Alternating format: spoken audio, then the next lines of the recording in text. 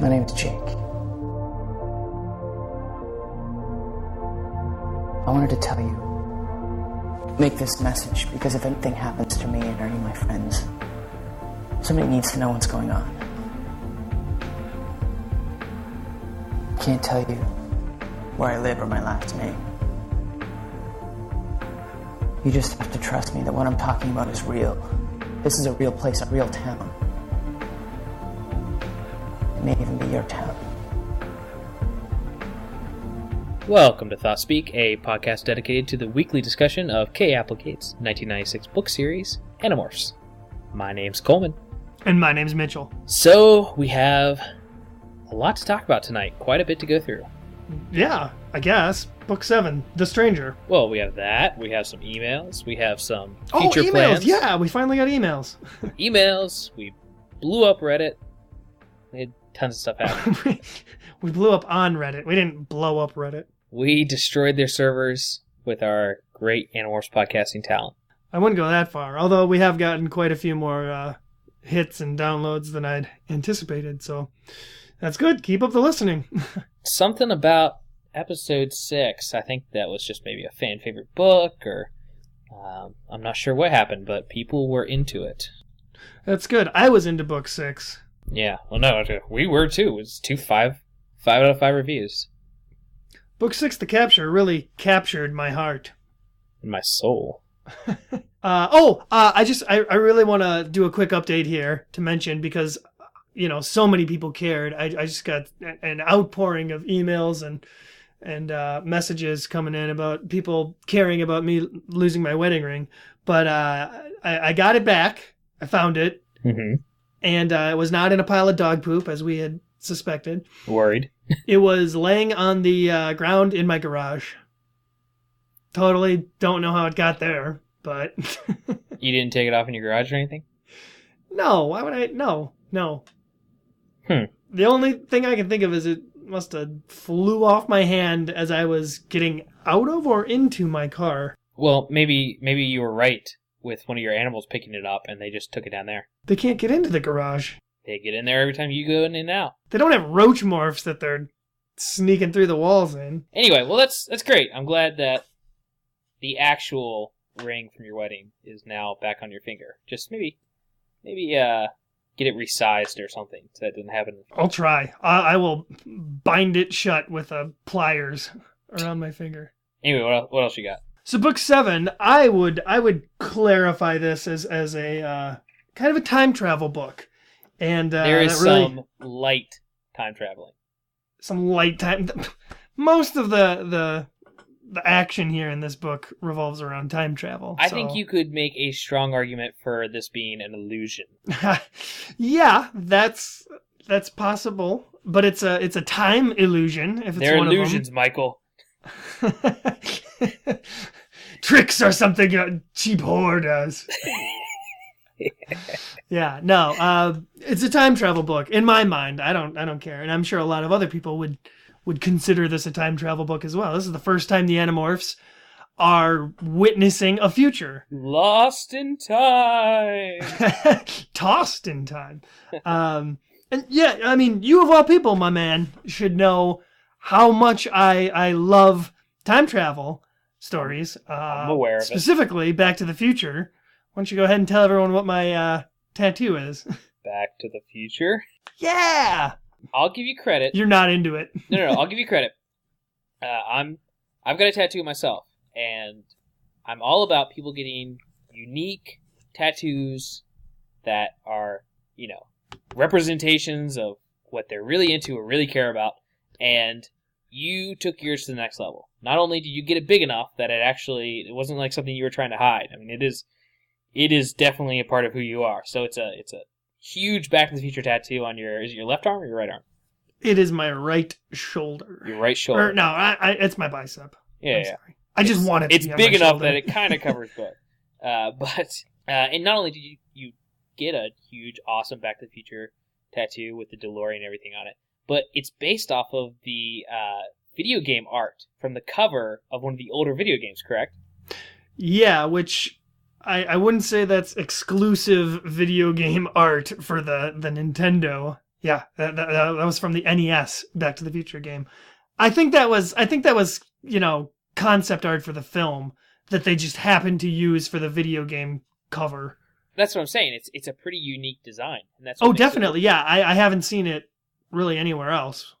Yeah, no, I'm all for that. I mean, I love Back to the Future. Oh, coincidentally, man, I didn't even think about this, but I have that same picture saved as my desktop wallpaper right now. Nice. That's so weird. So it's like when I turn on my laptop, it's like I'm looking at my tattoo. Yeah. So yeah, being all into time travel movies, are you gonna get the right bicep with a giant like primer tattoo or something? No, I'm gonna get the book cover from The Stranger tattooed right on my left bicep. Just Rachel morphing grizzly. No one's gonna know what it means. I should get a giant alien tattoo. I saw somebody had one. It looked like their chest, like the chest burster was coming out of their chest, but it was a tattoo. But it was really well done, so it was like shaded, so it almost looked 3D. Pretty cool. Oh, I love tattoos, and I plan on getting at least 2 more. I would not even be above getting an Animorphs tattoo. I think the right artist could design something cool enough that I would not mind putting on my body. Yeah, I mean, I'm all for tattoos as well. I like the idea of constantly updating mine and maybe adding to it a little more rather than getting a ton of tattoos. Because right now, listeners, I right now have the top of the Ark of the Covenant on my left arm, my forearm, underneath. And it's pretty subtle. It's not like, doesn't have Indiana Jones splashed across it or anything. It's just the top of the Ark of the Covenant with the Throne of God. Yeah, yours is super subtle. Like, no one would even know what it comes from if they're not a, diehard Indiana Jones fan. Whereas mine says in huge letters, Back to the Future on it. Yeah, I get more people referencing it as just, the Ark of the Covenant than I do saying, oh, that's the design of the Ark of the Covenant from Indiana Jones. So I mixed the two a little bit. It's a little bit of movie reference, a little bit, meaning behind it. So I'd like to just keep adding to that and maybe get some more stuff onto it and just clean it up even more. And it looks really good right now, though. I love it. Yeah, I think it'd be cool to get like maybe an Andalite tattoo or something, like a really subtle one, just like a silhouette of an Andalite. No, I'm gonna get cool. Krayak's eye splashed across my back. I did see an amazing. Maybe we should put this in the show notes, a link to it. But I did see some amazing fan art, I guess, of a cover for The Return, where it's just like Krayak, mechanical red background, and then it's got a mouse like dangling into the foreground, a white mouse. And it was really cool looking. It was the coolest I've ever seen of anyone trying to represent Krayak a little bit, with like a little background of mechanical mixed with organics. And it's pretty rad. That might be neat. I'll get it tattooed on me. Yeah. So the only other thing I want to talk about real quick before we get into the review and discussion and all that is we are coming up to our first Megamorphs book. Oh, yeah. And we are kind of trying to figure out if we should stuff it all into one episode or do like a 2-parter or maybe do something special for it. I'm not sure. So maybe you guys can chime in on this new discussion thing we're going to try with Reddit. Maybe you guys can chime in and tell us what you'd prefer. Do you mind it being split up in 2 episodes because it's so much longer? Because we like to talk. As you know, we talk for quite a while. Yeah, and that was my thinking, was that the Megamorphs is kind of the length of about 2 books put together. And if it's taking us an hour and a half to talk about one book, then, that might turn into a 3-hour episode that I don't think anybody wants to necessarily listen to in one go. And just so some of you, if you don't know, we're doing the Megamorphs #1 next because that was how it was released chronologically as far as when the books were released. And I think even at the beginning of Volume 8, they talk about the monster from Megamorphs #1. So it's definitely the correct order to read them in as well. So put down Book 8. If you were listening to this podcast and you were going to jump into Axe's first story, just throw it into the garbage and you can buy a new one later. And pick up Megamorphs #1. And then rush out to the store. Yeah. Or, hop online and download the free ebook, I guess. Yeah, rush out to the multiple stores you have to go to find any actual Animorph book anymore. Just hop on America Online. Yeah. Keyword Animorphs. That's weird. When they did the reprints, They did 7, and then they did 8. They didn't do a reprint of Megamorphs #1. That we know of.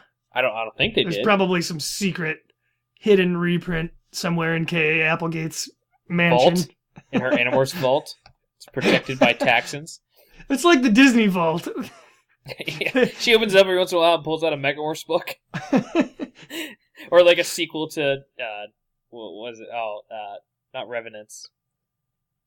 Everworld? Or Neverworld? What was it called? She's got like 12 sequels to Everworld in there that they'll never see the light of day. You know what? Interesting podcast idea, maybe. I've never read any of those other series of hers. Yeah, I have a few of them that I picked up around when I picked up my first batch of Animorphs books, and I haven't gotten to them yet. But you know what? Actually, K.A. Applegate wrote an entire series. I'm sorry, I forgot the name of it, but it's like another 50-some books, and it's a series that takes place kind of in reality, I guess, and it's a lot like Degrassi. Oh, really? Yeah. Here's my question to you. Right now, this is a fixed podcast in the sense that we get to book presumably 54 or Alternate Morphs #2 or whatever, and then we don't have to do anymore. That's the series. Do you want to dedicate our lives to K. Applegate and do like all her books and everything? Yes, I want to do all 28 books of the Making Out series. And then jump into Everworld and Revenants or whatever. Look, Coleman, the books deal with difficult topics such as the death of a parent, molestation, divorce, disability, drugs, and alcohol. It sounds great! We should just watch Degrassi then. The Degrassi cast? I love Degrassi. Degrassi Junior High, and then you get to the movie and it's like the most depressing thing you'll ever see. I don't know, man. If only, that's what Animorphs is. It's like Degrassi Junior High. Oh my god, there's a part in this book, The Stranger, that is just, it's kind of soul-crushing. Let's, if you want to talk about this book, let's go ahead and just talk about this book. I do want to talk about the book. I'm excited to talk about this book. Are you? Are you excited? I'm always excited, especially for a time travel book. Calm down. It's one part of the book. No, this is a time travel book. Through and through. This is the Kramer versus Kramer of Animorphs books. It's all about divorce and who's getting the kids and I don't know, I think Dustin Hoffman shows up at one point. That's what this book's about. It's very little time travel. It's more Animorphs meet God and hilarity ensues. That's kind of true, yeah. Yeah. So, okay. Well, yeah. Let's go ahead and jump into it then. I'm jumping. Help! Help! Help! Wait! Help! Help! Help! Wait! Stop! Their bodies were now hosts, harboring an alien form of life, a cosmic form, which to survive must take over every human man. So I ran. They're after you! They're after all of us! Our wives, our children, everyone! They're here already! You're next! You're next! You're next! You're next! All right. As we said, today we are talking about book number 7, The Stranger. This is a Rachel book. You wanna let us know what the cover looks like there? Yeah, well, I've already said it earlier, but the cover features Rachel morphing Grizzly. Quite lovely. On the inside flap, we've got kind of an awesome picture, actually, of Rachel, Jake, and Marco in an elevator, and they're all in battle morph. And I guess it's not a spoiler to say that, yeah, this is the book where Rachel acquires Grizzly. Oh, yeah, and she sticks with that morph right up to the end. What does the back of the book say? So the back of the book reads as follows. Okay, Rachel and the other Animorphs have finally found the new entrance to the Yeerk Pool. They've even figured out a way to sneak in, the infamous Roach Morph. But they didn't count on roaches being a Taxon delicacy. This time, escape doesn't look so good. And then everything stops. Everything. The Taxon, the human controllers, the Hork-Bajir, time. Now Rachel, Cassie, Marco, Jake, Tobias, and Axe are in for their wildest trip ever. They're going to get the chance to decide whether they want to stay on Earth and fight the Yeerks, or go to another planet. And the guy giving them the choice says he can save them. Now all they have to do is make the choice. Sounds like this one's supposed to be called The Choice. I know. I was just about to say, The Choice might have been a good title, but I think The Choice might be a book later. You dropped the ball, Kay Applegate. This is it. This is The Choice. And you made the wrong choice. No, it has to be The Stranger, because Stranger refers to, well, the stranger that we're about to meet. I guess. Sounds like another stranger danger scenario. Kind of. Well, anyway, let's get started.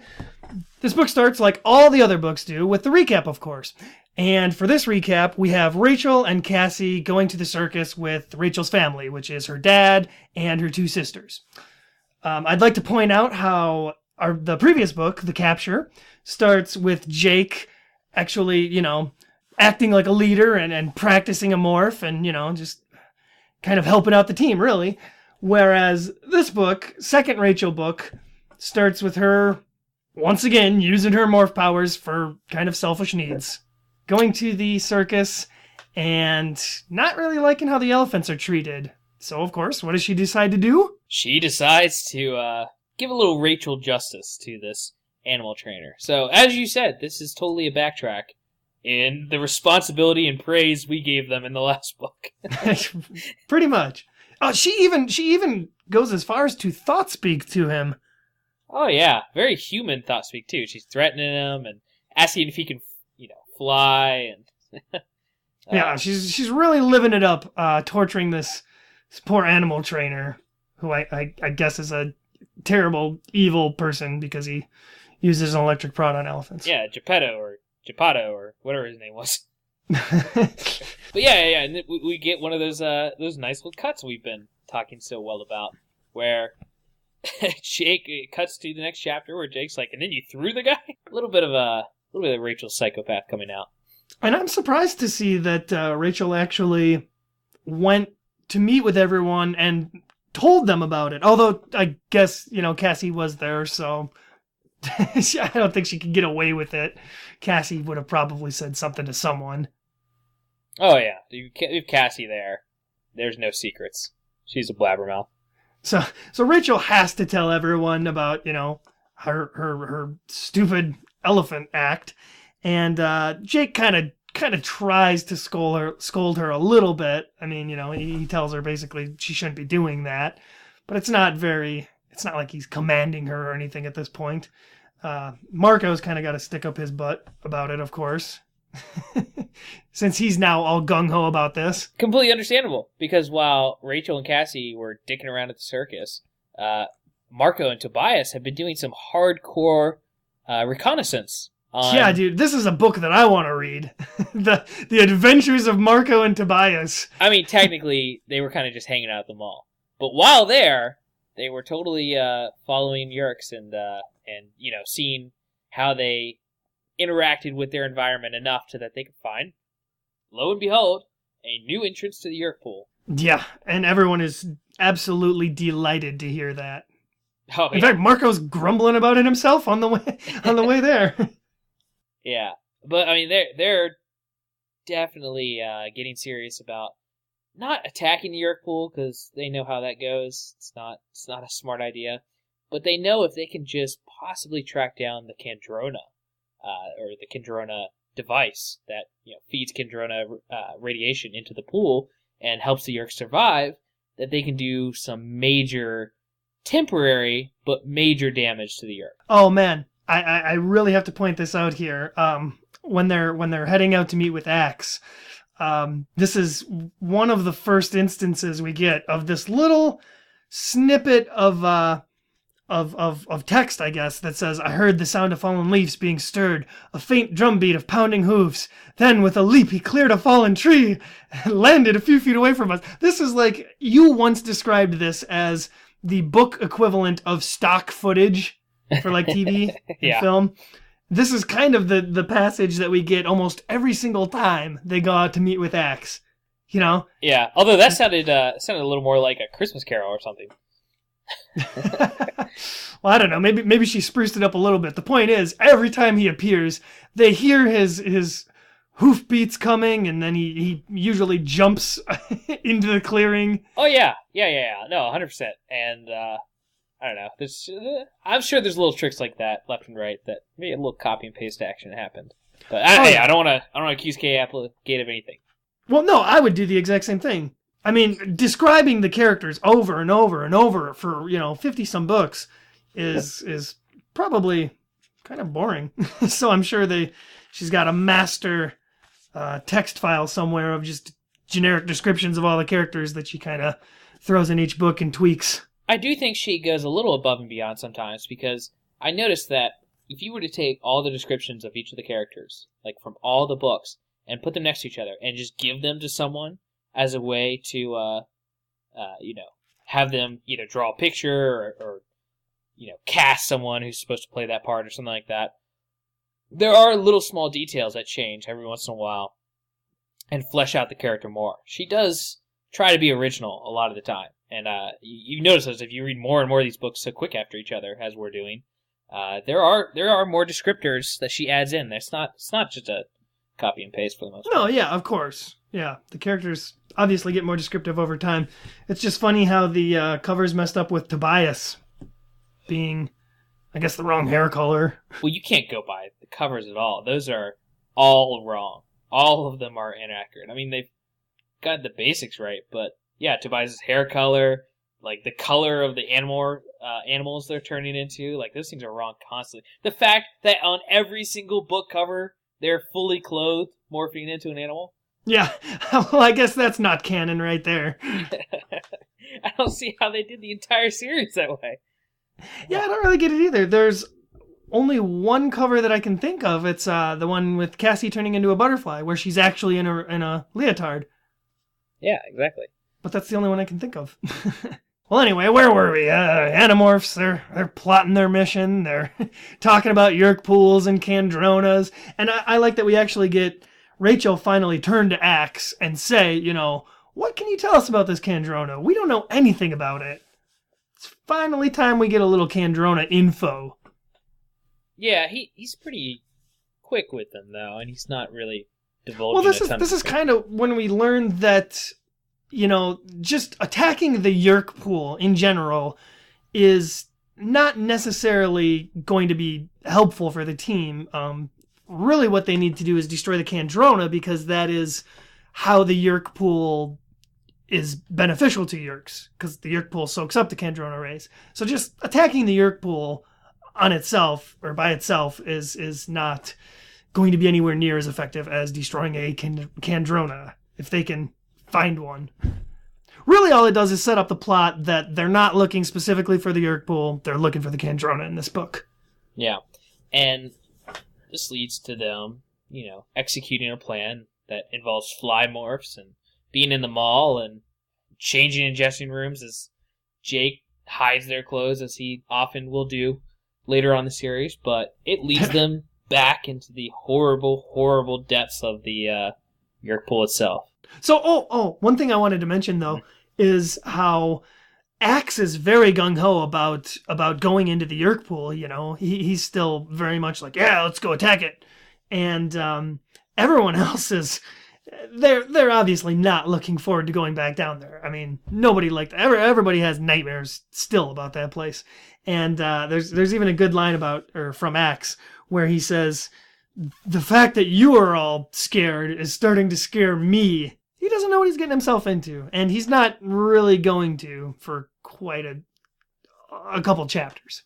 He doesn't even get the horrifying experience that they got when they first went down in the first book. But I'm sure it does rub off on him, and it makes him see why they were freaking out so much and not looking forward to going back in. And then they do go back in.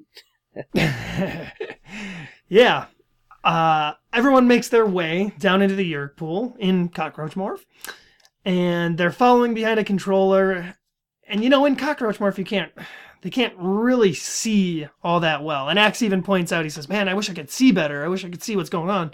And Rachel straight up tells him, no, you don't. So Axe still is just being a little arrogant and childish about the whole Yerk pool thing and going down in there and fighting some epic battle. Instead, they go the Marco approach and make their way secretly to this set of buildings that has the cafe and cafeteria and the voluntary hosts and the cages lined they up. follow the scent of fries. Yeah, following that, it leads them straight to the cafeteria they had seen in the first book on their first visit. So the place that had disgusted them so much, because that's where the voluntary hosts get to hang out and chill. Yeah, now they're heading for it themselves. Yeah. They don't get very far, however. No, almost immediately after entering the crack in the wall and hitting linoleum, they say that they see a shadow over them or feel a shadow or a presence over them, and they are immediately sucked up by a large sticky object that ends up being the tongue of a taxon. Taxon tongues, as it turns out, are similar to frog tongues, I suppose, in that they're incredibly sticky and the team cannot escape. Luckily for them, however, time freezes. Well, I'd just like to point out that they are absolutely boned in this situation. I mean, I know we talk a lot about Deus Ex Machinas in this series, but in this instance, this was the most realistic, almost death scene so far, in the sense that when people die, it's not like some big dramatic moment. It's, boom, you were in the wrong place, wrong time, dead. That's the end of your life. You know, that's how it happens for a lot of people, and that's what 100% would have happened right here. Time freezes, and they are force demorphed, which is kind of the first strange instance. And it's not until they're all fully demorphed that they even realize the time has stopped. Yeah, they said just that in itself. Like walking around, they leave the cafeteria and they start, walking into the York Pool proper.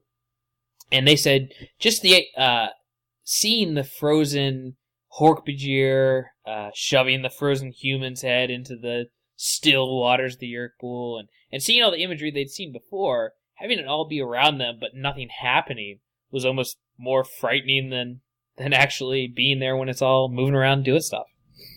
Perhaps even more important than time freezing is Tobias, who was not able to go along on the mission because he's a hawk, and hawks don't do so well in the mall. We learned that in book 3.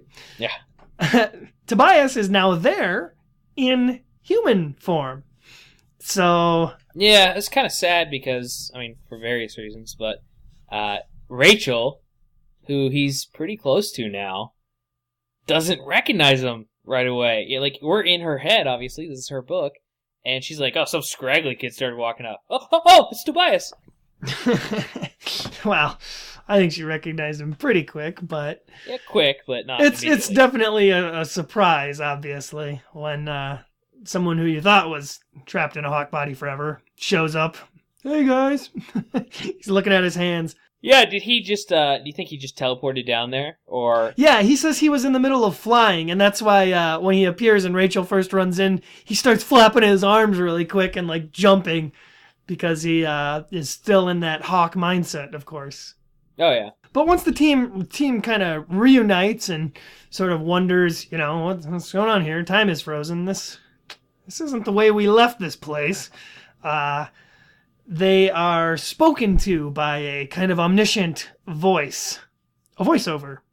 Yeah, well, it reminds them of Thoughtspeak at first, at least. Yeah, but this is Thoughtspeak that they feel in their souls. This is Soul Speak. This is Thoughtspeak Plus. Yeah, he arrives, and to them, he's just this old, fragile man in a dress with pointy ears. They have no idea what to think of this guy showing up. Yeah, except for Axe, who is just scared shitless. It looked like he wet himself here a little bit in fear, because he has heard stories. His people tell stories of the Elamists and what they are capable of. And, the Animorphs are typical kids, or who's this guy? What's going on here? What's happening? They're kind of pushy and shovey with him. And the Elamist, he's a smart guy, so he doesn't get too offended or worked up over belittling him. And we talked about this before the episode started, and it's good to bring it up here. Is we know the rest of the series for the most part. We know what's going on with the Elamist, and it's interesting that in this first book, he's referenced as a group of beings or a part of a larger community of Elamists. Like Axe specifically says, he's one of the Ellimist, not the Ellimist. Yeah, he's definitely referred to as more of a species than a single being. Or community, or, who knows? Well, something. It's implied that there are more Ellimists than the one they are engaging with. Yeah, so you could call it retcon, or you could call it, it might just be that Axe is, the Andalites aren't as all-knowing as they think, and they have more legends than actual factual universe can give them. But that could be it. I choose to believe that the author, had this great idea for this character, this Ellimist character, and it's obviously very early on in the series, and as she continued writing and developing the idea, and then around the time she probably wrote the Ellimist Chronicles, the character became significantly more developed, and maybe some of the early on facts didn't quite match up with the later vision she had. Yeah, Mitch, of course that's what happened, but we can't call ourselves fanboys if we're not going to force the world to fit within some logical way by creating, fan fiction in EU, so... Sorry, Coleman, I'm here to critique and review a fictional book series. All right. Based on its merits. Then we're here for completely different reasons, because I'm here to make this real life and to lose myself into the fantasy. And then rate them all on a 3 to 5 rating scale. Yeah, that's what you're here for. I'm here to rate them from a 1 to 3 rating scale. But anyway, point is, they meet their savior, the Ellimist, who has stopped time to make them an offer they can refuse? Can't refuse? He's there to make them an offer and then see if they refuse. Yeah. And make it he does. He is giving them the chance, and not a great chance, but he's giving them the opportunity to survive as a species, to pull a Noah's Ark, if you will, by offering them and their close friends, families, whoever's closest to them, to go off to some Earth-like planet and survive, because as he says, Earth is doomed, or at least the human race is doomed to fall to the Yeerks, and he's pretty confident about it. Yeah, the Ellimist really, he's got a hard-on for Earth. Yeah, but no, that's how he presents it. He keeps talking about saving humans and saving them to carry on the race, but when he shows them visions of what he really cares about and he gets off on, it's scenes of nature and waterfalls and I don't know, leopards killing things, and this is what the Ellimist is all about. Well, yeah, he takes them all over the planet, or at least shows them images from around the planet. He shows them scenes from Blue Planet, the Blu-ray series. Planet Earth, you mean? No, there's multiple ones. Blue Planet, sure. Planet Earth. he puts it on his Blu-ray player and sits them down. Yeah, he's got the whole box series. He sits them down for 19 hours, and they go through it. He talks the entire time. Oh, check out this waterfall. Don't you guys think it's cool? Let me rewind that one for you. Ellimist, we get it. Earth's awesome. Leave us alone. So as the Ellimist is droning on and on and on about how cool Earth is, like a new place he's found, he's telling them about it, and they live there. He's an Earth otaku. Yeah.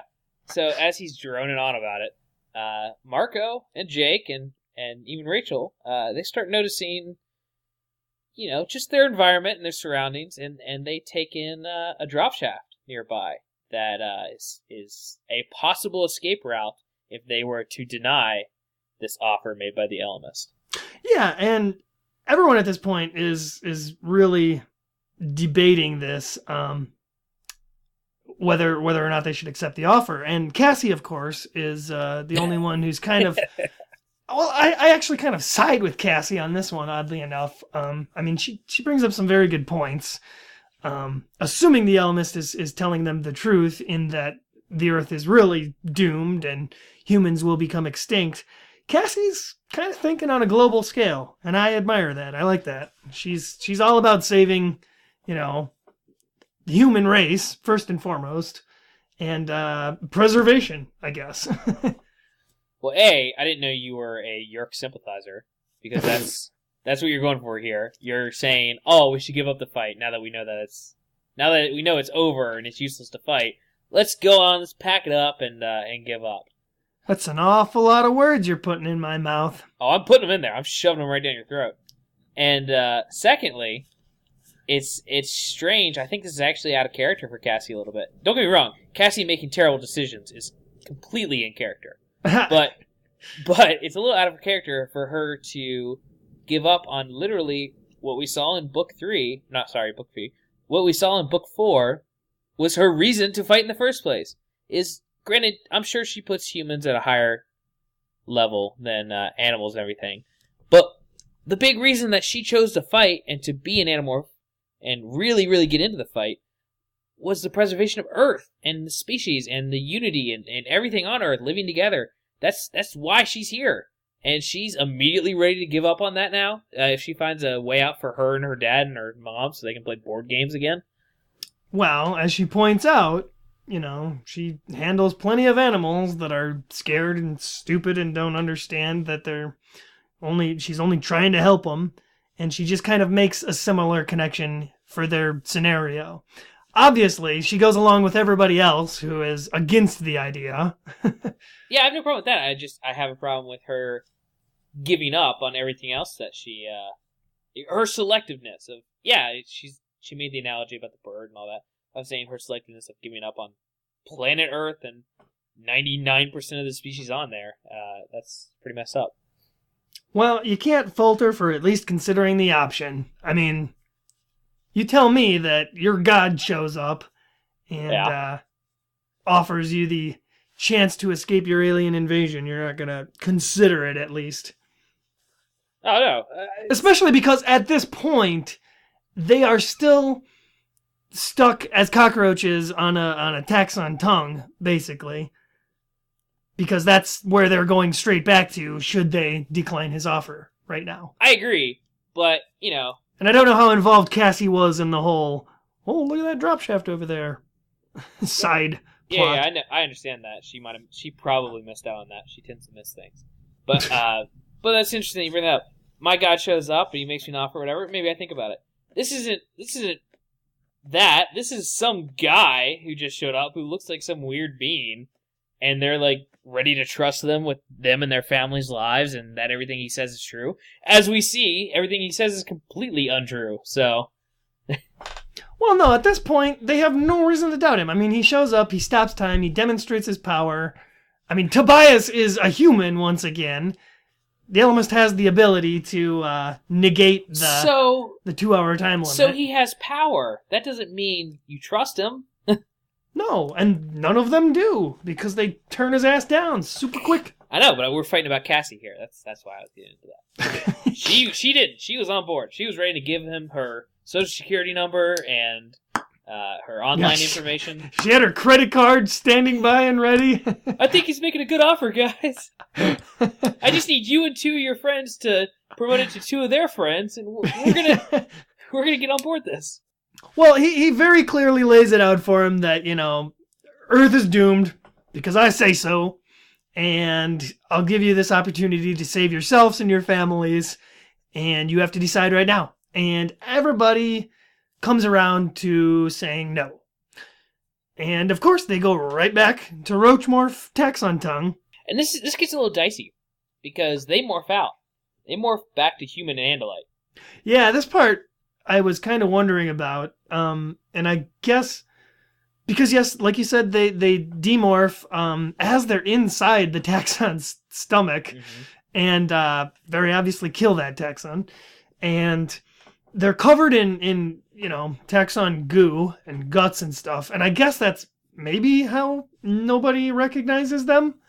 But I can see that distorting features, but I think the main thing that you think someone would talk about is the fact that a bunch of random kids and an Andalite just popped out of a taxon stomach? Yeah, well, seeing an Andalite at all, you have to assume that anyone they're with has to do with the Andalite bandits, because they're the only other Andalites nearby. They're the Andalite bandits. That's who. It's the only ones that are on Earth. So you would think there would be some people at least talking about the fact that they saw something crazy happen. They had to be some morphing involved here in this situation. I don't know. It's a little confusing. Well, yeah, and as soon as they're out and everybody's running, they do go battle morph, and I guess I just don't see how none of the controllers are not staring directly at these running children who start morphing animals and not figure out, oh, clearly these Andalite bandits we've thought were Andalites are humans. Unless, I mean, I guess you could say there's two options here. A, we just didn't hear about it, and the Animorphs actually did try to go out of their way to find a shadow or something to morph in. Or B, the humans did see them go from human to Battlemorph and human and all that, and they just didn't know enough about morphing technology to think it's something that they needed to raise the alarm about. That's possible. There's a lot of possibilities, but it's kind of glossed over, really. Yeah. It's just something that maybe older readers would pick up on, but small children wouldn't. I don't know. That's why we're here, to put the small kids in their place and bring some discourse to this book series. So the kids are barreling through the Yerk pool, heading for the drop shaft, and everyone's going Battlemorphs, of course. We've got Jake and his tiger, Marco's gorilla, Axe's, well, he's still Andalite. He really needs to get a Battlemorph, you know? I don't know. I mean, he's doing all right. I know he's doing all right, and I know an Andalite body is ideal for battles, but just the fact that they're all animals, and he's the only Andalite that stays Andalite, that right there is kind of a huge red flag. No, I don't think it's a red flag at all. Because as they mentioned later on in the series, and as they've already mentioned in Book 4, with the dome ship, and the Andalites like bringing their home planet around to like rub it in Yerk's faces, it would make perfect sense that they would go into battle with these animal morphs that are powerful and strong and bring different things to the table, and then they'd leave one Animorph to be like a flag, like they're carrying into battle to show, hey, this is who we are. We're the Andalites. We're gonna kick your ass. Oh, well, that's a pretty good explanation, I guess. Yeah, well, they bring it up. I can't take credit for that. They bring it up later in the series. That's why Visitor 3 never caught on, because he thought it was like them waving a flag in battle. Ah, well, I guess we'll find out about that later. So as everybody's running through the Yerk pool, going Battlemorphs, we get Rachel going into her brand new Grizzly Morph, which we actually skipped over. There's a bit earlier on in the book where Rachel's going through some family drama. As you know, of course, her mother and father are divorced, and her news reporter / anchor father is about to move across country or something, and he wants to take Rachel with him. Yeah, and that's really a big part of this book, so I can't believe we skipped over that. But he makes her an offer very similar to this offer they just got from the Yeah, others. I was going to point this out, is that it very much parallels the rest of the book. I mean, she's given in her regular life this opportunity to kind of move away from the alien invasion, forget about it. She gets her perfect life living somewhere else with her dad, and she gets to do her gymnastics stuff, and she gets this great life. And then, in contrast, we also have the Elemist, who is offering to pick them up and move them to an entirely different planet where they'll be free of the Yerks for good. So, and this leads to her being pretty torn up. It's a divorce situation and picking which parent to live with and all that. So she's getting a little messed up in the head with having to deal with this and the stress of being an Animorph in general. And as you said, she flies to the gardens by herself because she's been thinking in general she needs something a little smaller but still crazy powerful for a Battlemorph.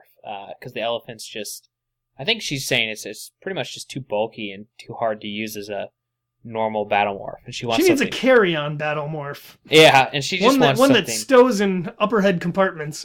And she wants something that can kind of get angry and really do some damage. So she flies to the gardens and gets in the cage with a grizzly bear, and specifically picks the male grizzly bear. She specifically picks the male grizzly bear because she doesn't want any, smaller stature or anything. She wants the strongest, biggest one. She gets the giant male grizzly, and she does it. She walks right up to it, acquires it, and gets out of there. It's pretty ballsy. Yeah, that was definitely crazy, definitely unsafe. Man, I'm just kicking myself now because I had all these fucking notes. I know. during her conversation, she goes out and talks to Tobias and just asks him the worst question anyone could ever ask Tobias. Which is, do you ever think about the future and what we're all going to do after this? Like, yeah. But we're gonna have to skip it. I wanted to talk about that too. Now that I remember it. But as we said, she acquires this grizzly bear, which comes into play for the first time. She's trying out the morph in the middle of battle in the York pool itself. Yeah, and this is definitely going to contribute to her losing control here because, wow, she kind of goes on a murderous rampage, and she says she even loses track of what's going on, and she remembers flying through the drop shaft and swiping at Jake in Tiger Morph, who's above her, and he is just yelling at her to demorph. She's out of control. The drop shaft ends up depositing them, I guess, in a water tower, on the inside of a water tower. And after taking care of the controller guards that are stationed there, they all kind of make it out safely. And then we cut to the next morning with Rachel waking up, still in her morphing outfit, and having a lovely little chat with her mom. And this just kind of adds to the home life drama of the story, where there's a lot of tension at home right now, and her mom knows that, you know, she's been out all night doing something, and she's obviously dressed like a weirdo. If I were her mom, I'd think she's on drugs. On drugs, or at least starting the party scene of your supermodel-looking teenage daughter. Yeah, that would make sense, I suppose. Though I would expect that, you know, my good-looking preteen daughter would be a little bit more flatteringly dressed than a leotard with, I think she might have been wearing a hoodie or something. But all those shopping tips, and that's what she ends up with, a black leotard. Yeah, but after this little scene with her mother, this is a part that I actually really liked from this book. We get Rachel just kind of sitting in the bathtub, and she's remembering just everything that's gone on, you know, since the start of this book. And I think her, along with pretty much everybody else, is just feeling terrible right now. Well, they don't know how to. I mean, they've made this decision initially, but the Olympus... And I think everybody regrets it. Kind of, yeah. I mean, everybody... It's the grass is always greener on the other side. And not only that, but the grass on the other side of this fence doesn't have a war that they have complete responsibility for. But... Oh, yeah, because the Elements flat out tells them, you know, they are the ones who are here to decide the fate of humanity. And it's not so much that they can just regret, you know, making this decision and it's over. The Elements told him he'd come again. He would come one more time and ask them again if they want to do this. So they still have a lot to think about, even though they've kind of already voted. Definitely. So Rachel stays home just all day. She skips school. And she watches TV, tries to take her mind off of, you know, everything that's going on in her life, which is quite insane to really take in. Substantial. And understandably, the pressure is a little too much for her, so she kind of heads out in Eagle Morph. And we think that we're going to get, you know, to see where she's going, what she's doing, but it kind of cuts a couple hours later to Cassie's, where everyone's gathering, and this is when Rachel shows up, and it's kind of insinuated that she's been flying around most of the day, and by herself. Luckily, we have Tobias to snitch on her. Yeah, I know. What a great boyfriend. Yeah, he comes in, he's like, I saw a bald eagle earlier flying, and then I saw one over 2 hours later. Get her, Jake. Yeah, stitches. Well, stitches. Yeah, Rachel goes nuts here. I mean, she has a huge outburst. Oh, and it's prompted by Marco. Yeah, totally. Yeah, he starts sliding into his Xena Warrior Princess, which, to be fair, she basically told him she likes that he does that, jokes around with her, and she even likes that he calls her that secretly. But this was just bad timing. Wrong instance to call her that. She's feeling about as weak as you could. She's telling everyone about her daddy drama, And Marco just tries to be very nice and encouraging, and that leads to her just blowing up and having a meltdown and, you know, telling Jake, well, you decide what's going to happen. What are the answers that we need? And Jake is, you know, he's obviously still very distraught. He's probably in a much worse situation than Rachel, what with his brother being a controller. And, you know, he tells her, I don't have any answers. None of us do. Yeah, Jake's really good about making quote-unquote military decisions, but when any of this personal stuff comes up, he's like the first to shy away. Yeah, and after Rachel's little meltdown, Marco immediately changes his vote because he says that if Rachel has given up, if Xena has lost the will to fight, what chance do we stand anymore? I'm out. And he's serious. This isn't just him making a joke. He's like, I think he relied on her to be the strongest one of all of them. And he's tactical Marco. If she's losing her mind and can't handle this anymore, then we're kidding ourselves. And with Marco changing his vote, that now tilts the scales, so that it's Rachel who has to cast the deciding vote. You know, no pressure. And she's made up her mind. We're not privy to that information just yet, but she's made up her mind, and as she's about to speak it, that's when the Elemist returns, finally. And instead of, you know, doing like he said he's going to do and taking them away, whisking them away to this other planet, he's got a little different plan in mind and just sort of teleports them to a new place. I think it's fairly obvious that it's the future, but for at least a couple of chapters, they're going to wander around wondering where they're at. Yeah, they see the school and the mall, and they're like, what happened? I don't understand. Are we somewhere else? Yeah, the Earth is just in ruins.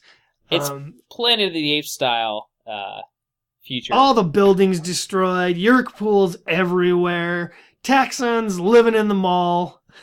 Dogs and cats sleeping together. But yeah, it's definitely a future that they are not on board with, and once they actually do figure out that they're in the future, they start wandering around and interacting with other Yerks. It gets, as I say, it gets pretty dicey again. Yeah, Rachel has a bit of a slip up, a stupid moment, and I guess she's kind of on edge, so I sort of understand that. Her controller bumps into her, and at first everyone's all super concerned about, you know, oh crap, we better hide and stuff, but they're quick to point out that, you know, well, this world's already ruled by controllers. They're just going to assume that we are also controllers.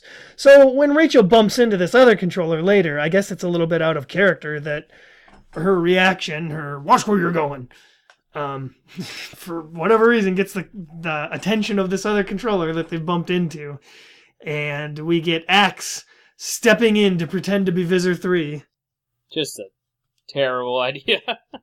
Pretty much, yeah. Well, for one thing, nobody knew that in this future, Visor 3 had been promoted to Visor 1. So they learned that pretty quick. And other than that, I mean, just this is a plan without an end. You can only make this last for so long before you run into somebody who actually knows where he is or recognizes Axe as a Visor 3. That was probably not the best plan they could have come up with in that situation. I think maybe they could have just said shut the hell up and walked away, but they get Axe pretending to be Visor 3, Visor 1, and there's like a page or two where they're just, I guess, kind of walking around and they see a bug fighter about to land. For whatever reason, you know, they're living the lie here, believing that Axe is Visor 1, and the bug fighter lands, and of course out steps the actual Visor 1. Yeah. And a beautiful blonde woman who is much older, but looks kind of similar. I don't know why. It's Visor 1 and future Rachel, like we've never seen them before. Oh, yeah. Well, we haven't seen them before. They're the future versions. But they step out and claim to know why the Animorphs are there. They know who they are. They know everything about them, and oh yeah, it's a total Back to the Future 2 moment. Completely. The ending of Back to the Future 2, I should say. Yeah, and Rachel, adult Rachel, says that she remembers this. She remembers being transported and being given this choice by the Alamist and being where young Rachel is right now. And the Animorphs are like, well, awesome. What do we do now? Yeah.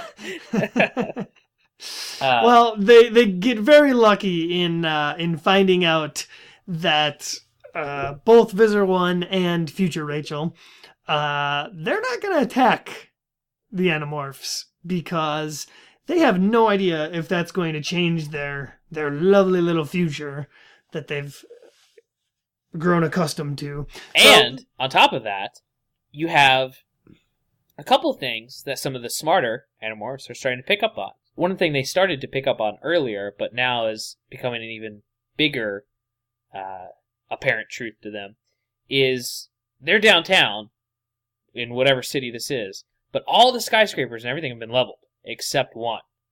They call it the EGS Tower.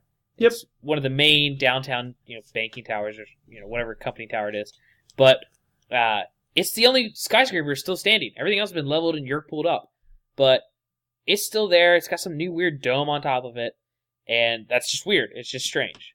So they make a note of that.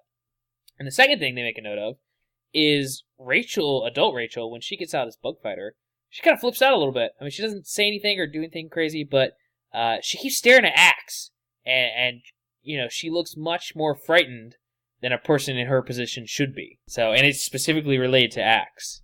So that's something they pick up on, and they start to think about a little more and develop plans around. They're hesitant to attack the Animorphs. They don't want to change the future. And this is when the team is like, well, screw this, Battlemorph time. And they start morphing, they start going Battlemorphs, but the Alamist kind of lifts them out of time again and puts everybody back in the present. Yeah, it's a really cool scene because they're standing there with these smug, pardon my French, assholes who are talking about how, Rachel ate Tobias with barbecue sauce and Visor 1 sneering down at them, which, to be fair, crazy dark, again. Oh, yeah, for a kid's book. Oh, God, yeah. Rachel ate Tobias with barbecue sauce. That's what happened. I want the book where that happened from Rachel's perspective. No, we get that. It's like 42 or something. But point is, so that all happens. And so these two people who are just infuriating, obviously, to be around because they're their mortal enemies. They're snide and smug about it.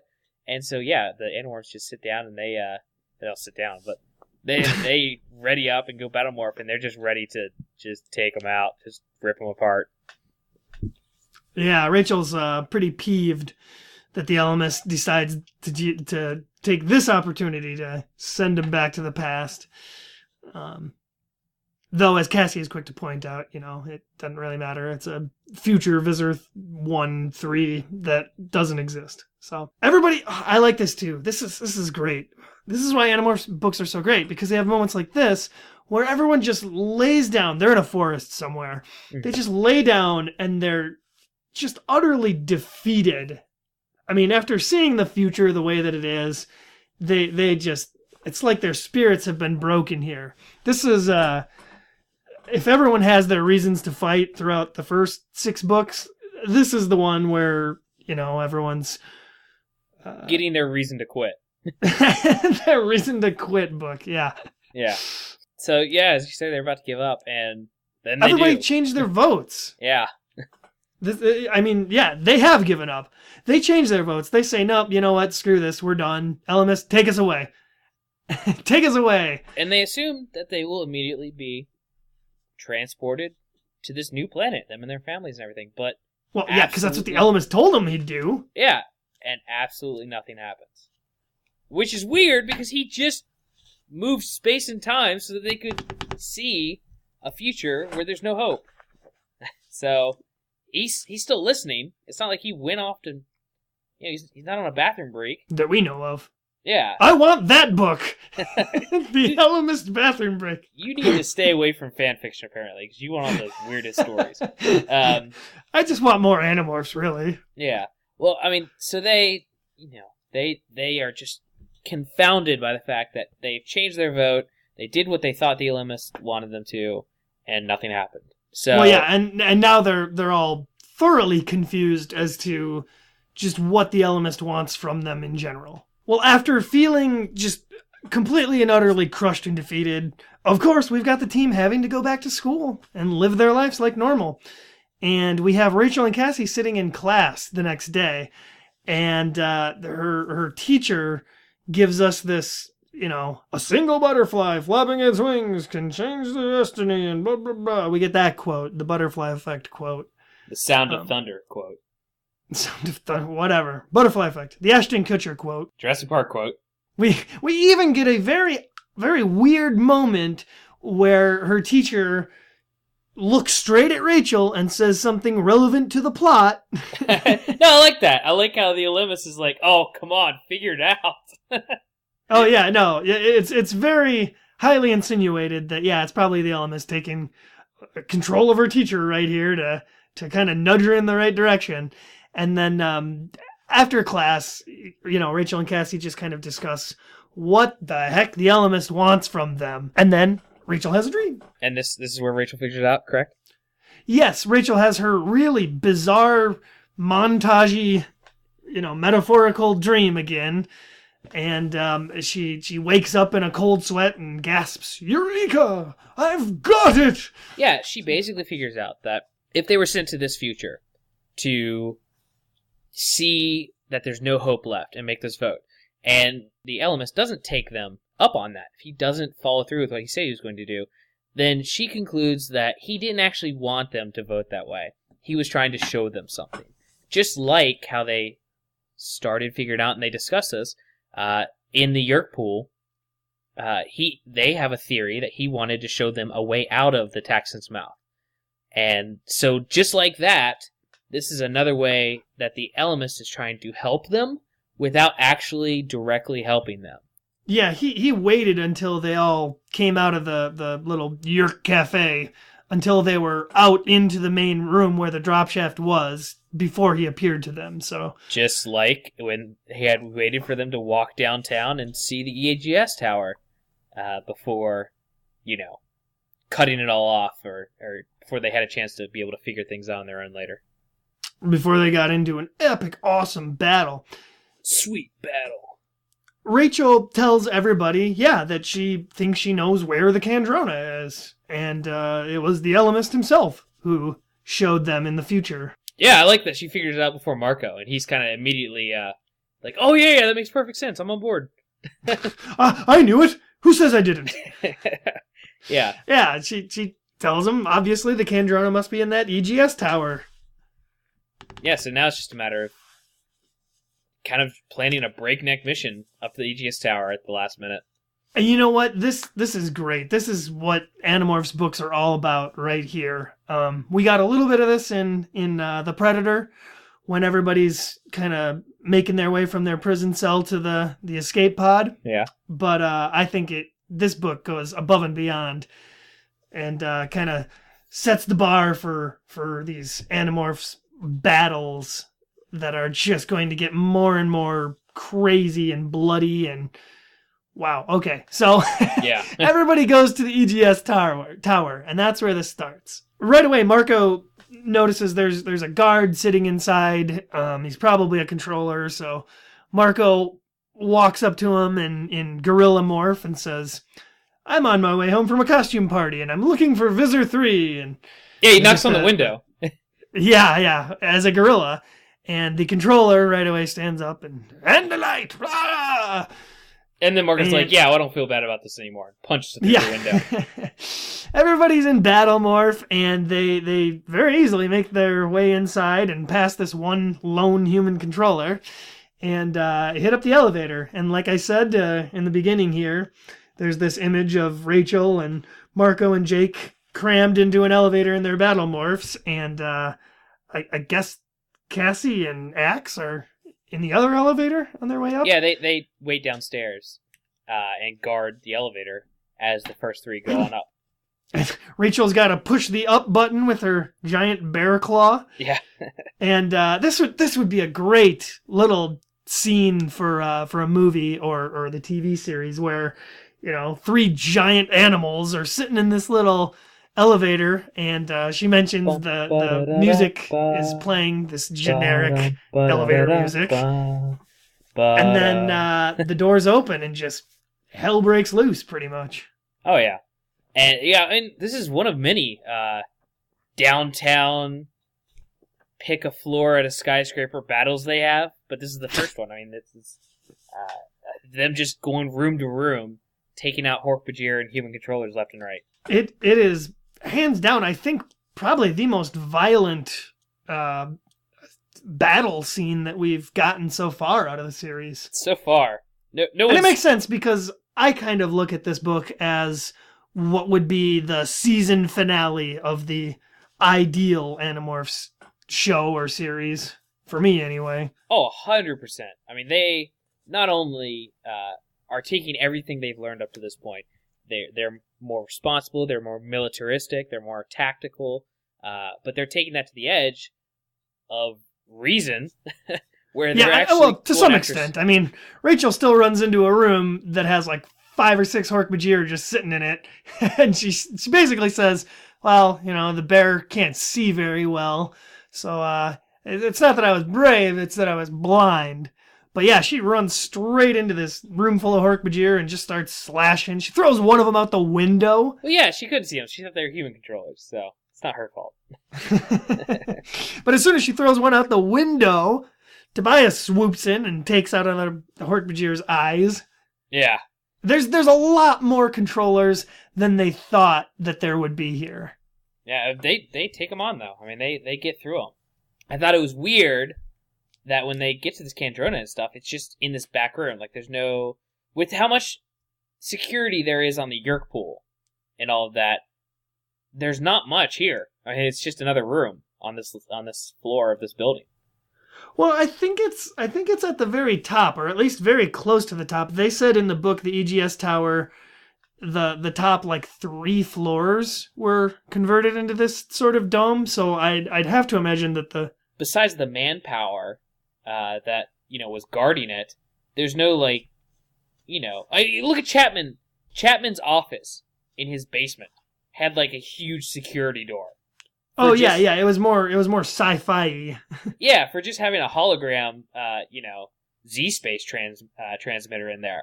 This is their Kandrona, and it's just, they got a bunch of guards on it, and that's it. Well, I guess they thought it was indestructible or something. Nope. So everybody's demorphing. Rachel, in grizzly form, has lost an arm somehow in the scrape. Jake mentioned a little bit earlier on that he got cut pretty good and would eventually have to morph out, and this is where everybody does it. But they find the Kandrona, and like you said, it's the size of a car, and their method of destroying it is having Rachel morph elephant to push it out the window, and they mentioned that they are 60 stories up.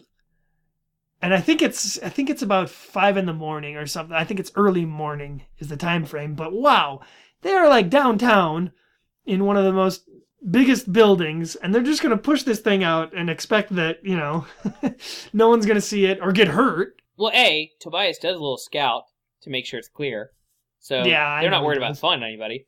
And I don't think the Animorphs are going to help out the Yeerks by making sure nobody sees it. They could care less if the Yeerks are exposed. So they don't have to worry about that. I mean, they should worry about that, but they don't. Yeah, I suppose.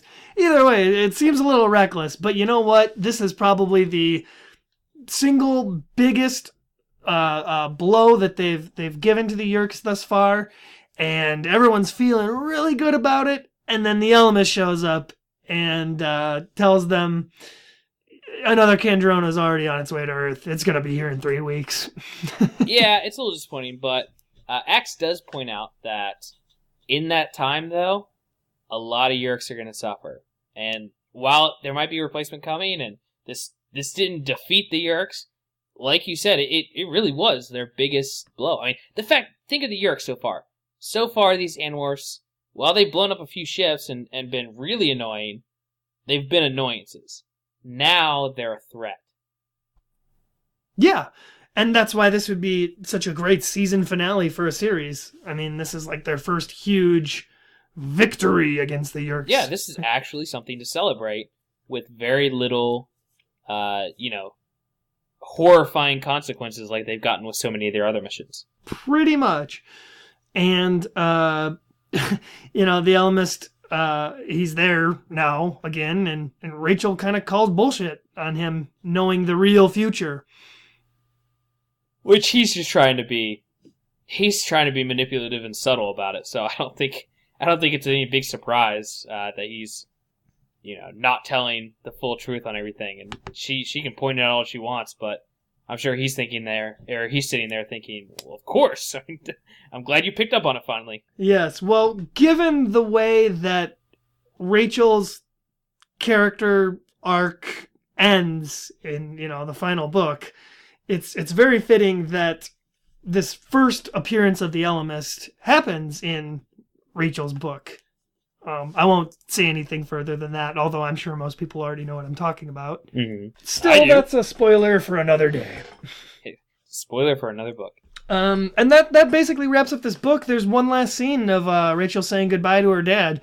Helping him pack. And, her it's kind of a sad little moment, of course, and her dad says, what do you gotta stick around here to hang out with your friends or something, or what is it? I might as well just read the actual quote. What does he say? Oh, he asks her to come to the airport with him, and she says, no, I've got stuff to do. And he says, you probably have something really important to do with your friends. And she tells him, absolutely, we have to save the world. Yeah. And what would normally be a very, funny or not serious moment between them is kind of wrapped up nicely, where he says, well, if anyone could do it, it would be you. Yeah, I'm sure unintentionally, that was a pretty big confidence booster for her, because she has been speaking about throughout the entire book, she's been talking about actually how her dad would react to finding out that she was this freedom fighter for her. And that was one of her largest reasons for turning down the Ellimist's offer, was because she thought, what would my dad say? What would my dad think of this? She thought that he wouldn't approve of her giving up the fight, so she doesn't. And she never will now. Probably. Maybe. We'll see. Yeah. But that wraps up The Stranger. Book 7. Book 7 in the can. Yeah. So, heading into our reviews, I think I will go first this week. Go for it. So, I really like this book. I think this is a great book. We have been so lucky that these first, 7 books have turned out as great as they are. I mean, there's very few duds, very few letdown moments, and there's some, you can tell, new writer, new series, getting more comfortable in it. But overall, these are excellent books. And this is, as we both said, if this were to be a TV show, by a competent producer, then this would be a great season finale. This is an awesome victory for the Animorphs. This is a really good setup. You have this new character who is like, as I joked about earlier, Kay Applegate was so sick of coming up with a new Deus Ex Machina every week, she decided to just create a character to do it all the time for her. So, so that's kind of his role throughout the series. But point is, this is a really good book. I really liked it, but it's not perfect.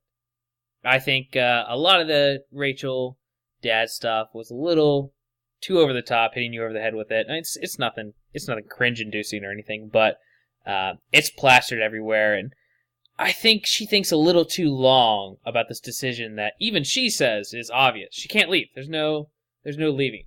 So while it may be tempting and it's something to struggle with, I didn't see any conflict there throughout the book, because I knew the decision she was going to make. Not just because I know the rest of the books, but because it would be insane for her to give up the fight and leave, the Earth's safety to a smaller, Animorphs group.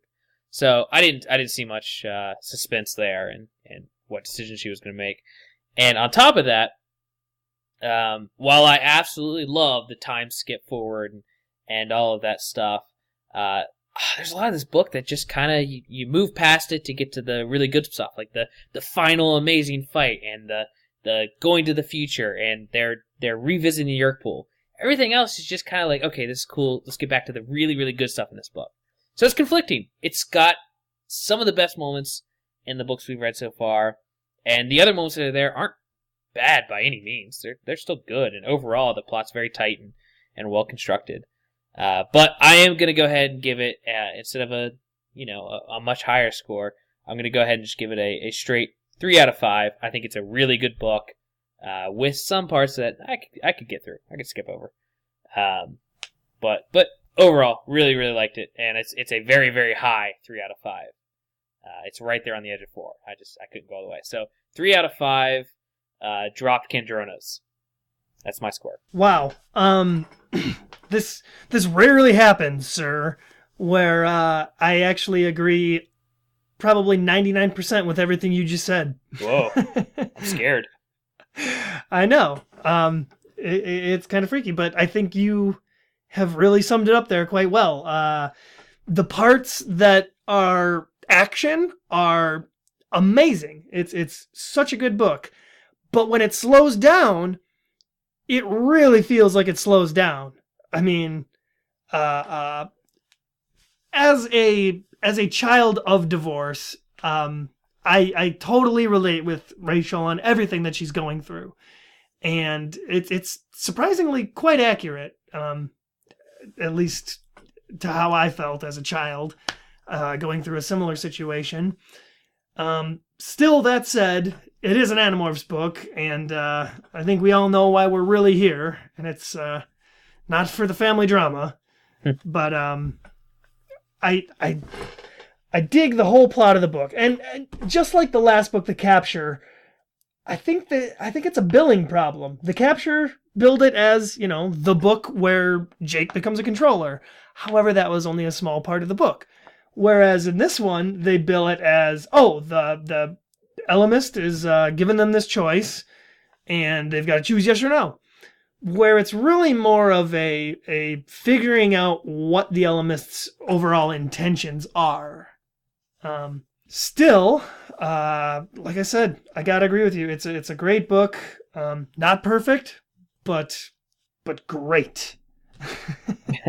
However, our ratings are misaligned, I guess. Whoa. Because I would still give it a 4 out of 5. Honestly, I was right there on the line. I was going to give it a 4 out of 5, and I think it's, if you would have tightened up this book and had the cross sections lead into the action scenes better and more, just a little more exciting and a little more suspension building, this could have easily been a 5 out of 5. So I was ready to give it a 4 out of 5, but I thought it hurt itself enough to just drop that one extra point.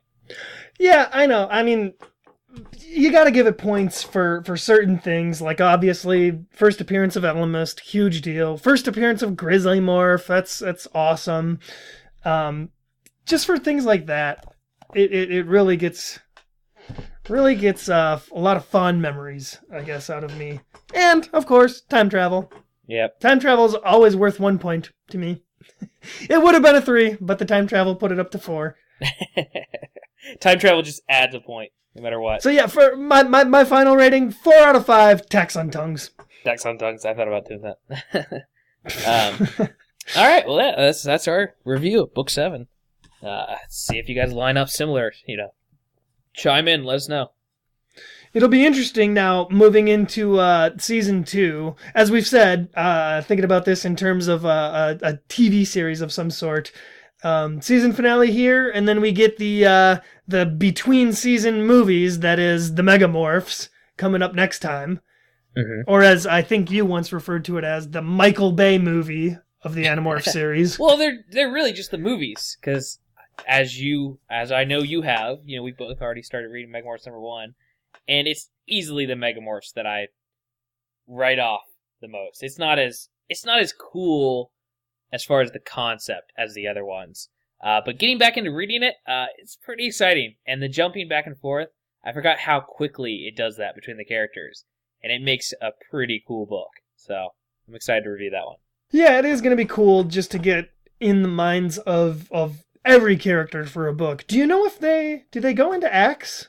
Oh, yeah. In fact, I have a special note about acts that I think is kind of funny from a publication point, but I'll save that for that episode. Oh, okay. Cool. Yeah, I haven't gotten to that point just yet, but yeah, that'll be our first instance of being in Axe's mind until we get to Season 2, Episode 1, or Book 8, The Alien.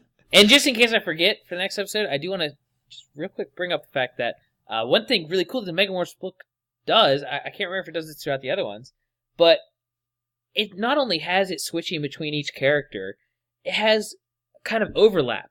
Like the person in the next chapter will mention something from the last person's chapter that they saw, but didn't relate to what that other person was experiencing. I don't know, it's really clever. Yeah. It definitely, it'll lay out the scene, and then it'll pick up from the next character's perspective, but it'll rewind a little. Yeah. So you get to see that scene from their perspective. Yeah, it's definitely cool like that. Yep. So, okay, we'll talk about that when we get to that episode, so you guys can look forward to that. But yeah, for right now, let's get to these emails, because wow, finally, emails. Yeah, we have 3 emails. We had a couple more, but they were more just telling us, how awesome we are and how good of a job we're doing. So we don't need to read those, but we thank you for those. We love hearing how great we are. So keep it coming. Yeah, I do. Oh crap! The only thing I forgot is before we get into our full-on emails, I did want to make a redaction to our last episode of the podcast. We had given a shout out to the Animorphs audiobook project? Yeah, so we had given I accidentally closed the email. But yeah, we had given a shout out to the Animorphs audio project, and we had accidentally given the credit to another person who is just a cast member of it, and I'm sure he's helping out behind the scenes as well. But it is actually Justin Kohler who is the main, producer behind this audiobook project and the main push for it. So it's centered around Richard's Animorphs Forum, which we also, gave a shout out to. But they're starting up the project again. They have, I think, a bunch of episodes already recorded, and they might go back and re-edit those or revise them. But they're trying to do just a revitalization of this whole project. And they're starting with Megamorphs #1. So they're still casting for that. Head over to Richard's Animorphs Forum. It's on Reddit, too. Yeah, it's linked on Reddit as well. And you can audition for a bit part and a much larger part later on down the road. So check that out and, give them your support. I'm thinking about doing that. It would be cool if you were a character in that. Who would you want to be? Probably just the bit parts. I think I would audition for every Hork-Bajir or Taxon line of dialogue, because most of their stuff is just incoherent, gibberish screaming. I would like to play the entire Council of 13.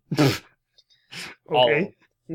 Let's read an email. So our first email is from Shara Lint, and she basically just wanted to drop us an email and said, "Hello, Mitchell. Hello, Coleman. Just wanted to drop you an email and let you guys know that I thoroughly enjoy your podcast. I've been an avid, also obsessed, Animorphs fan since I discovered the series when I was about 11. I was more than excited when I found this podcast and just wanted you to know that I think you guys are doing the series justice in your critiques and discussions. I sincerely hope this is something you plan to do for the whole series.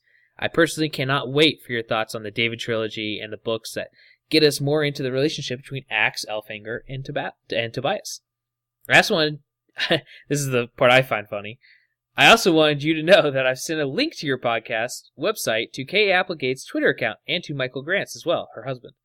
I wasn't sure if you had thought to do so, but my thinking is this. If I had created something as long ago as 1994, and there were people willing to invest time, energy, money into bringing it back to life and relevancy in the ways that you two have, I'd want to know about it.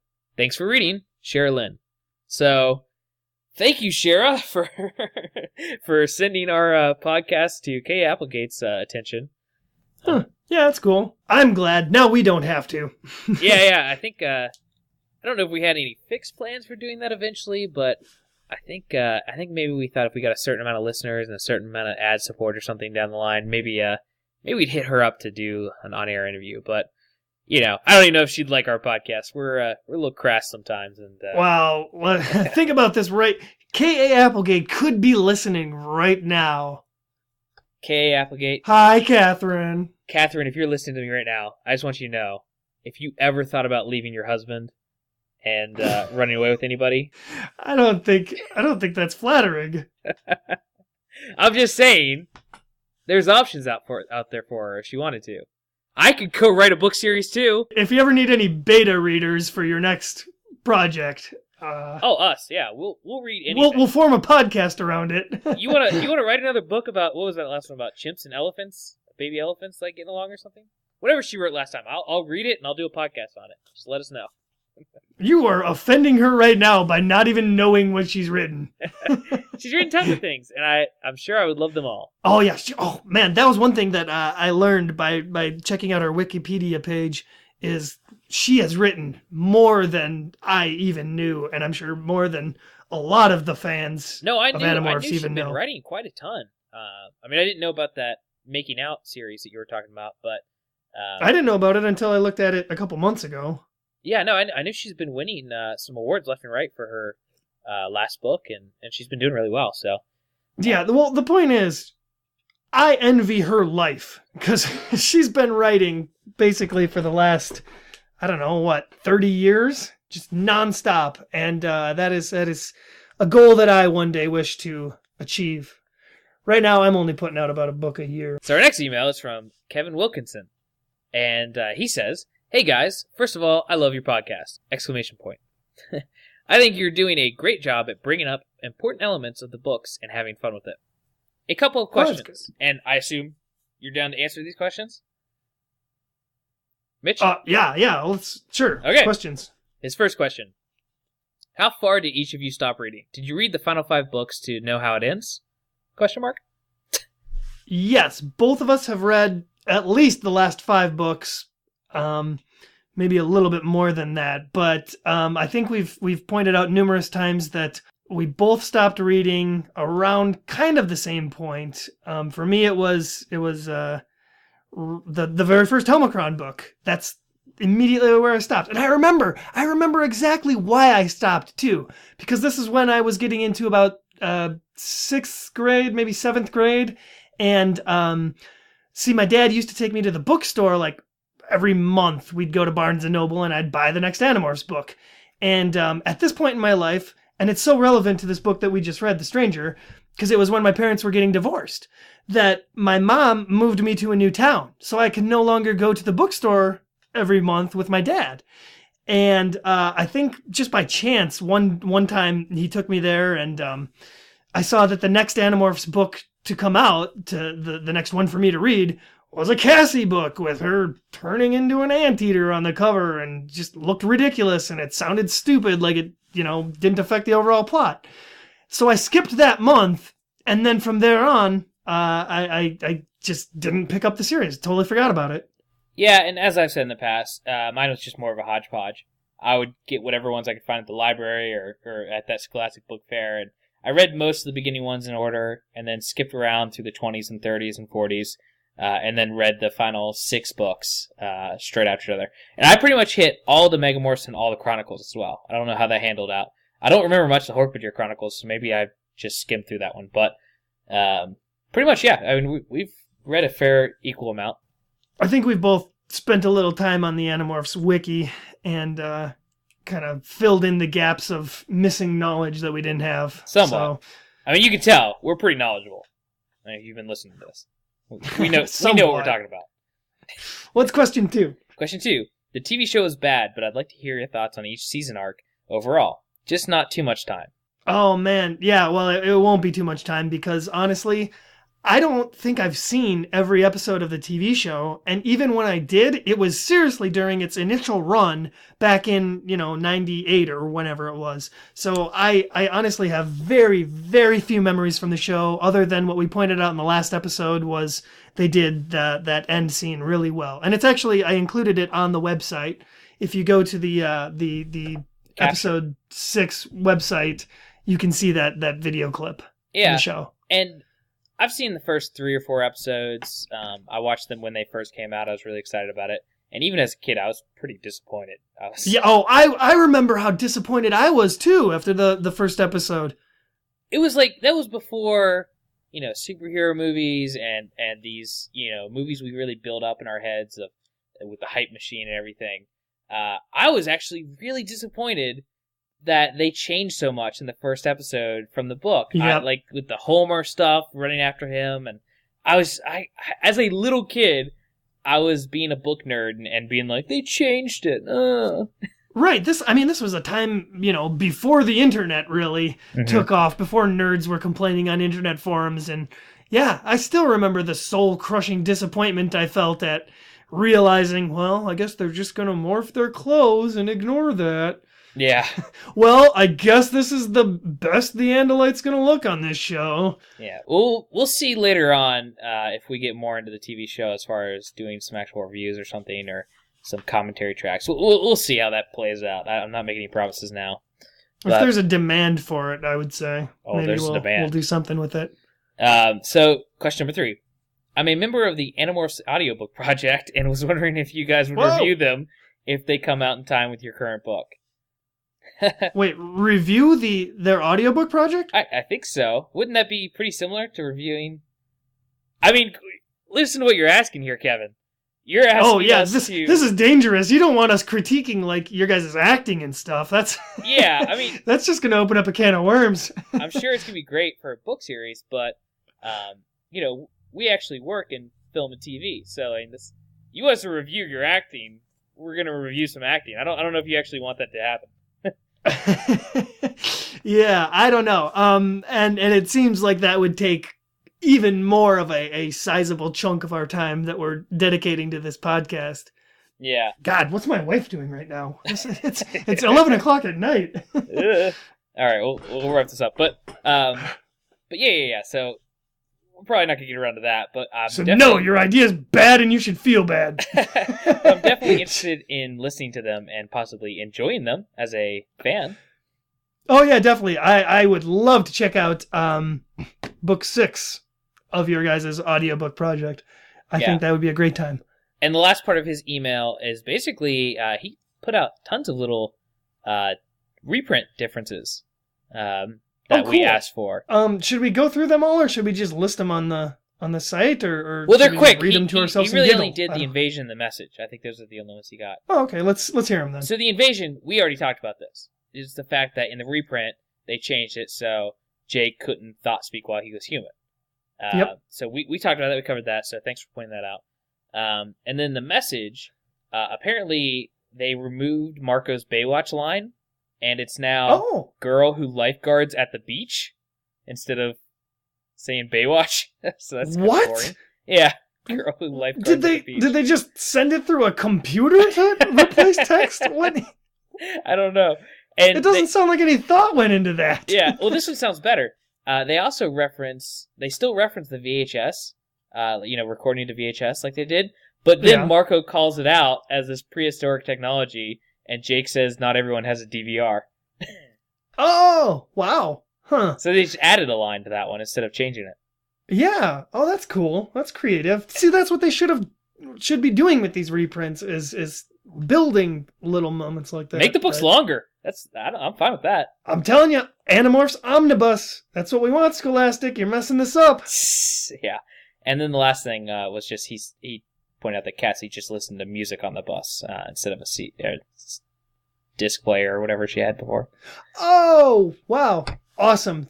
Oh my gosh. Thank this guy, because that was something I specifically wanted to know about. Yep. So we got it. Awesome. Do we have one more email, or? I thought we did, but I think the third email is just Justin Kohler reminding me about the audiobook project. So very adamant, that one. Yeah. Oh no, we did get a third email. Oh, good. Let's hear it. So we got an email from Austin Sevner, who I found out is pretty close to me in Texas. He's just right there on the corner over in Fort Worth and works nearby. So that's kind of cool.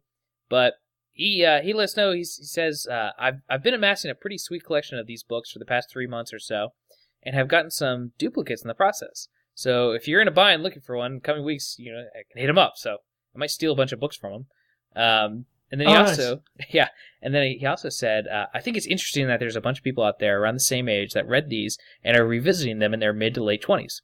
Or maybe the internet just makes it easy for weirdos to find each other. I don't know. I think you guys mentioned the EW article that was published recently. I was surprised to find it after Googling the word Animorphs for the first time in my life this past December. Not long after it was written. I'm 28, the upper edge of the age range mentioned in the article. I sort of wonder if this is part of some common quarter-life crisis we're all having. But try not to think about it too much because I'm having a lot of fun rereading and collecting these. If you guys feel the same way, I think it'd be an interesting topic to talk about on the podcast. If not, or either way, I'll try and email some thoughts on the books you're about to hit up for your listener email. So, thank you, Austin, for that email, and I agree. We're all having midlife crises and enjoying great sci-fi.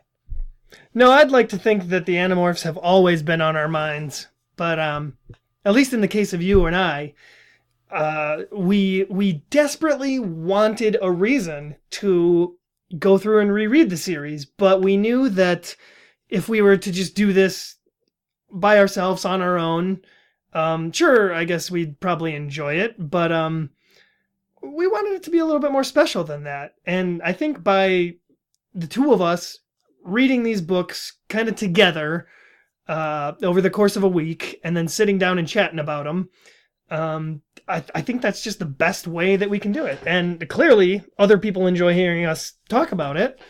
So I know we've chosen the right way. Yeah, and it's weird because, I put a lot of stock in the Harry Potter series because I started reading those when I was 11, and so I kind of grew with the books.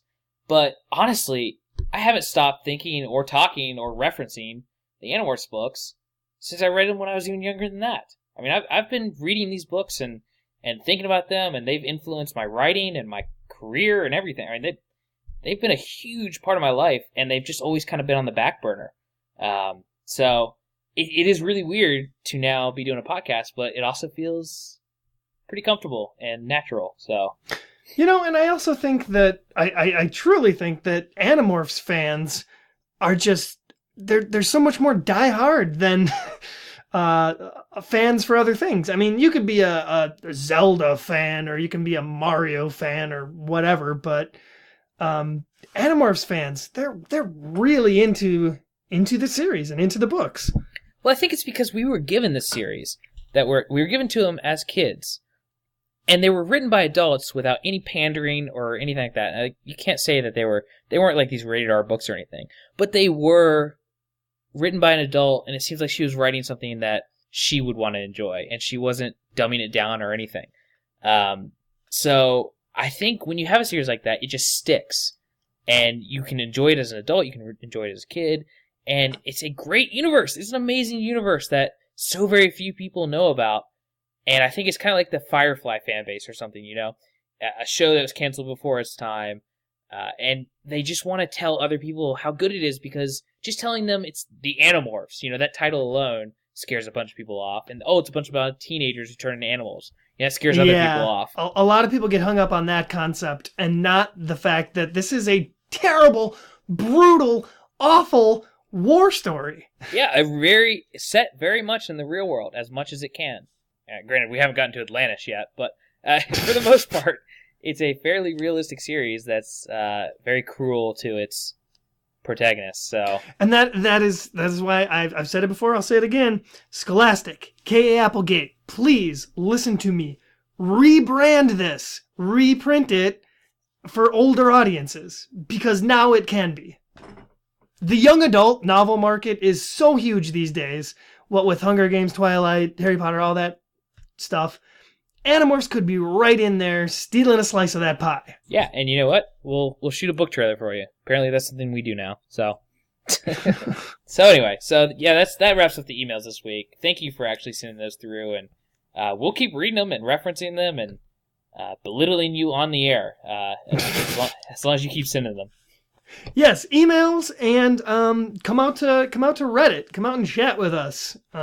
We post the episodes on reddit.com/r/animorphs every week, and I'd like to have that be kind of a collecting spot for people to come chat. Yeah, I agree completely.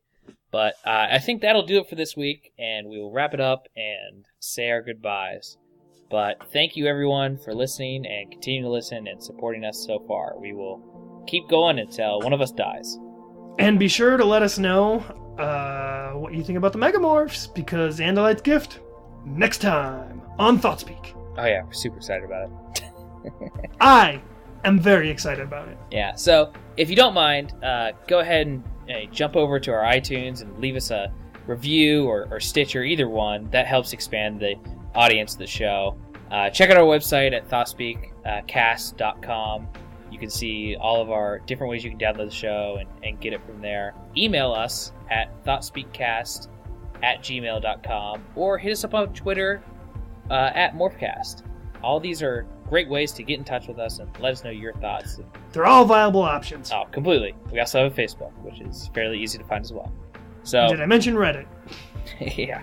So that'll do it for us. We appreciate you coming out here and listening, and we will see you next time. This is Coleman. And this is Mitchell, signing out. Have a good one, everybody.